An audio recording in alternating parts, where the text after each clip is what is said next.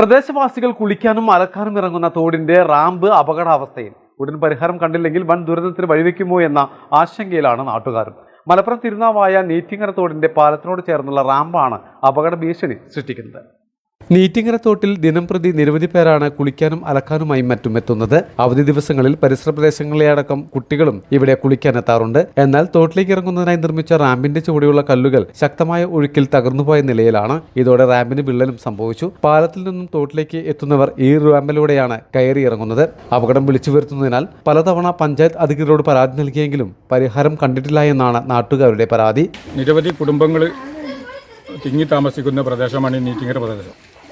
ഈ ഭാഗത്തുള്ള ആളുകൾ കുളിക്കാനും അതുപോലെ തന്നെ സ്ത്രീകൾ തിരുമ്പാനൊക്കെ വരുന്ന ഒരു പ്രദേശം കൂടിയാണ് ഈ നീറ്റിങ്ങര.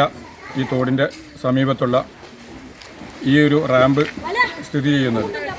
ശനി ഞായർ ദിവസങ്ങളിൽ നൂറുകണക്കിന് വിദ്യാർത്ഥികളാണ് ഇവിടെ കുളിക്കാൻ വരുന്നത്. ആ കുട്ടികളുടെ ആ ഒരു അപകടാവസ്ഥ ഈ റാമ്പിൻ്റേത് എത്രയും പെട്ടെന്ന് പരിഹരിക്കണമെന്ന് ആവശ്യപ്പെട്ടുകൊണ്ട് പഞ്ചായത്ത് വേണ്ടപ്പെട്ടവർക്ക് ഞങ്ങൾ ഇതിൻ്റെ പരാതി കൊടുത്തിട്ടുണ്ട്.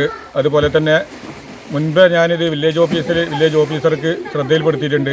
വലിയൊരു ദുരന്തം സംഭവിക്കുന്നതിന് മുമ്പ് പ്രശ്നത്തിന് പരിഹാരം കാണണമെന്ന് നാട്ടുകാരായ CV Shaji, V Kareem, B Hussain, P Febin, അമരൈ Najeeb എന്നിവർ ആവശ്യപ്പെട്ടു. മലബാർ ടൈംസ്, തിരുനാവായ.